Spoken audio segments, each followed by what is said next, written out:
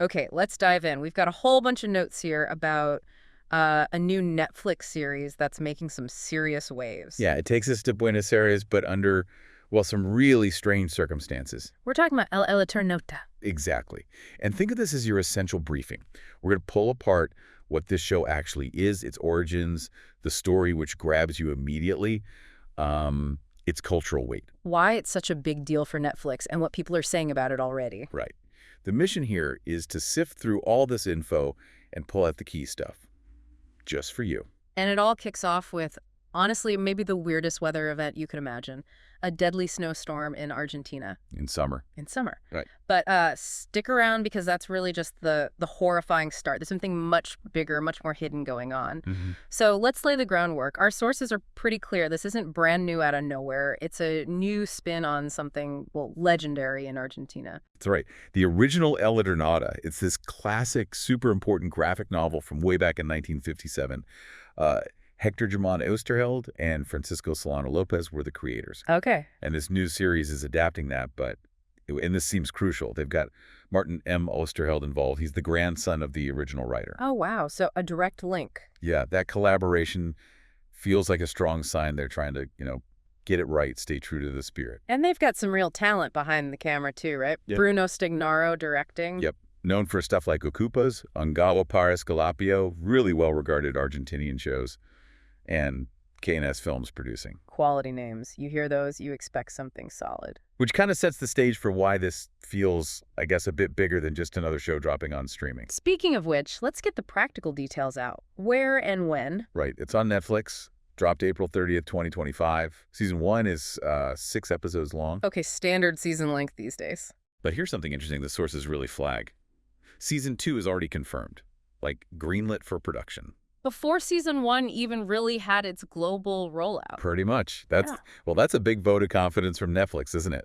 Signals they're thinking long-term with this one. Definitely feels like a statement. Okay, so let's begin to the story itself, because this is where things get pretty wild. Wild is a good word. That inciting incident, the toxic snow. Just imagine Buenos Aires, middle of summer, and this legal snow starts falling. Kills instantly on contact. And the scale is massive, right? Millions dead, just like that. Immediately. It's this instant apocalypse. And we follow a group of survivors trying to figure out what's going on, how to stay alive. They're led by Juan Salvo. Played by Ricardo Darín, who is, a huge star. Massive in Argentina, but people internationally know him too. Absolutely. And their initial struggle, just finding masks, shelter, basic survival that quickly changes. Because it's not just snow. No. They figure out pretty fast this wasn't some, freak weather event or industrial accident. This was deliberate, the start of an alien invasion. But a stealthy one, initially, like using the snow as a weapon. Exactly. Orchestrated by some power that stays hidden, at least at first, working through what looks like a natural disaster. So the vibe is survival horror meets sci-fi. Yeah, that's a good way to put it. You've got the grit of survival, finding supplies, dealing with the immediate danger. But then there's this growing dread, this sci-fi mystery. The sources compare it to Invasion of the Body Snatchers. All right, that tells you something about the kind of threat. More insidious, maybe? Psychological? Could be. And what makes it apparently work so well, according to the notes, is that it's not just some generic city being invaded. It's Buenos Aires. Right, using the specific place. Yeah, the city itself, its streets, its landmarks, its whole atmosphere becomes a character. Makes the alien threat feel more grounded, more unsettling, because it's happening in this real familiar place. That focus on the local, the specific Argentinian setting, that actually ties into Netflix's bigger picture here, doesn't it? It really does. You look at their strategy, the huge money they're pouring into international shows. El Eternauta isn't just another one on the list. The sources call it one of their biggest global bets for 2025. Feels like they're aiming for another Squid Game situation, right? Taking a story deeply rooted in one culture and seeing if it can explode globally. That seems to be the hope. And they backed it up with production quality. Filmed on location in Buenos Aires, using things like virtual production. The volume, like Mandalorian tech. That's the comparison made in the sources, yeah. Suggests they were really going for that high-end, immersive visual experience. And getting Barron involved, you mentioned him earlier, this being his first original project for Netflix. That must have created a buzz all on its own. Oh, huge buzz, Mm. especially in Argentina, but also for anyone who follows international film. Yeah. It signals the level of talent they brought in. So, okay.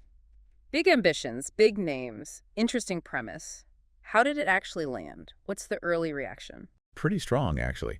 Looking at Rotten Tomatoes scores mentioned in the sources, you've got a 95% critic score Wow, okay. and an 89% audience score. So hitting well on both fronts, critical praise and viewer enjoyment. What are the critics highlighting? Things like layered performances, especially Durin's apparently.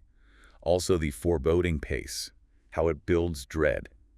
Generally, it seems praised for being gripping, but also visually impressive. And the fans, especially maybe fans of the original comic. The feedback seems pretty positive there, too. Notes mention discussions on places like Reddit where people appreciate how it respects the original story, but also updates it effectively for now. So it sounds like the initial take is success. They managed to mix that powerful survival story with the high-end production while keeping that Argentinian heart. Yeah, that seems to be the consensus from the early reactions. The takeaway seems to be, if you like your apocalyptic stories with real character depth, strong acting, and a rich visual world. Then this might be one for you. Exactly. It seems to be hitting that sweet spot. Okay, time for the big red flag. Spoiler alert. Seriously, if you haven't watched season 1 of Eternauta and you plan to, you need to jump out now. We are about to break down major plot points and twists. Absolutely. Pause here. Come back after you've watched. Right. For everyone else, season 1 goes way beyond just killer snow, doesn't it? Oh, yeah. The snow is just step one, clears the board. Once Salvo and the others figure out how to survive that immediate threat, the real invasion starts showing its face. And this is where that body snatchers comparison clicks in. Totally. It's not just ships in the sky. The invaders use these small beetle-like things to take control of people. Mind control. Ugh. So the enemy starts looking like everyone. Exactly. Your neighbors, friends, maybe even family. The sources stress how much this shifts it into psychological horror territory. And it gets personal for Salvo, really personal. Brutally so.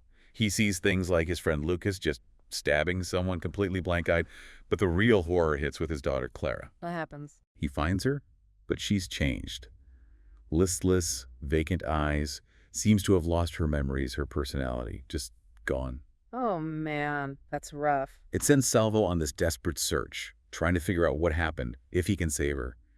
He ends up infiltrating an army base, Campo de Maya. Hoping to find her there. Or maybe answer. Yeah, maybe hoping she's just captured or something he can fix, but what he sees there is devastating. Okay, what is He it? sees Clara. She's with other recruits at this base, but Yeah. she looks lifeless, robotic almost. She's aiming a weapon at a target like she's being trained. So she's not just lost, she's been turned into one of them, Yeah. an alien soldier. That's the horrifying implication, the confirmation that she's gone, transformed into a tool for the invaders. Wow, and the season ends there. Not quite. The finale drops a huge visual from the comics. This massive, shadowy figure appears, tall, with many fingers. It's known as the Hand. The hand. Okay, sounds ominous. And all the mind-controlled humans show this weird, eerie devotion to it. But we don't really learn what it is or who's ultimately behind it all. Big cliffhanger. Okay, so the sources dug into how well these twists and the overall tone worked, right? Yeah, there's some good analysis. Generally, there's praise for how brilliantly the show handles that shift Yeah. from what seems like a natural disaster. To this creeping psychological horror with mind control, maybe even cloning or replacement themes hinted at. Right. That slow burn dread is apparently really effective. And Salvo's journey, trying to save Clara, that provides the emotional core. Absolutely. That's consistently highlighted. Darren's performance grounding that desperation, that eventual heartbreak, it makes the sci-fi stakes feel incredibly personal and human. You mentioned earlier how using Buenos Aires itself was important. Yeah, the sources really emphasize that. It's not just a backdrop. The city feels real, lived in. Using those familiar streets, that architecture, combined with Darren's charisma, it helps anchor the really strange alien stuff in something relatable. But it wasn't all perfect. The sources mentioned some critiques, too. A few points. One thing noted was that some viewers felt the middle episodes maybe lost a bit of steam. How so? It apparently shifts focus a bit, becomes more about the group dynamics of survival, a broader ensemble piece. Some critics apparently drew parallels to, like, The Walking Dead in its middle seasons, where the pace sometimes slowed. Okay, I can see that happening. And the other main point is about that ending. The hand reveal, super cool, visually striking, especially for comic fans. Wow. But it leaves so many massive questions hanging, like, okay, who or what is the hand? What do the invaders actually want? Why are they doing this? And Salvo's visions, too, right? Are those important? Exactly. Are they just PTSD, trauma, or something more? The sources basically say the ending is thrilling, but it sets up incredibly high stakes for season 2 to actually deliver some answers. The hope is they tackle those big questions boldly. Beyond just the plot twists, the show seems to be playing with some bigger ideas, some themes. Definitely. The original comic, back in the 50s, was very much seen as an allegory for Cold War fears, conformity, hidden threats. Makes sense for the time. This new version, the sources say, consciously updates that. It seems to tap into more contemporary anxieties. Things like social isolation, even in our super-connected world. Deep distrust of institutions, government, authority. And political polarization. Yeah, that feeling of society fracturing, people being turned against each other. It seems woven into the fabric of the invasion's effects. Feels very. It does. But the core message, the one from the original that they apparently kept central, is summed up in this phrase: nobody is saved alone. Ah, the importance of community. Exactly. Trust, sticking together, collective resilience that's positioned as the only real way to survive against this kind of overwhelming, insidious threat. That's powerful. And they added something new to Salvo's character, too. Yeah, as a significant addition mentioned is making him a veteran of the Malvinas War, the Falklands War. Okay, how does that play in? It adds this whole other layer to him. Generational trauma, national history, personal scars intersecting with this new apocalyptic trauma.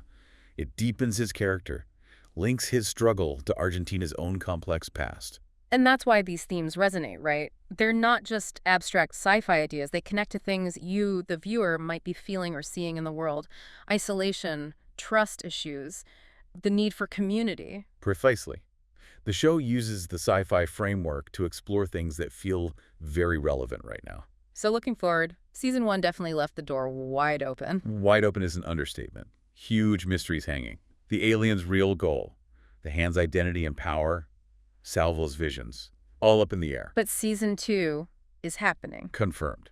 Which means they have the chance to really dig into all of that. But the expectations are now sky high, aren't they? Yeah, can season 2 deliver satisfying answers? Can it maintain that quality, that blend of horror and heart? That's the big question everyone's asking, based on these sources. All right, let's try and wrap this up then. Based on everything we've gone through, what's the final verdict on season 1? The overall rating coming from the sources seems to land around an 8.5 out of 10. Pretty impressive. Which reflects what we've been saying, right? It's this really gripping mix. Sci-fi horror, psychological tension, but with real emotional weight.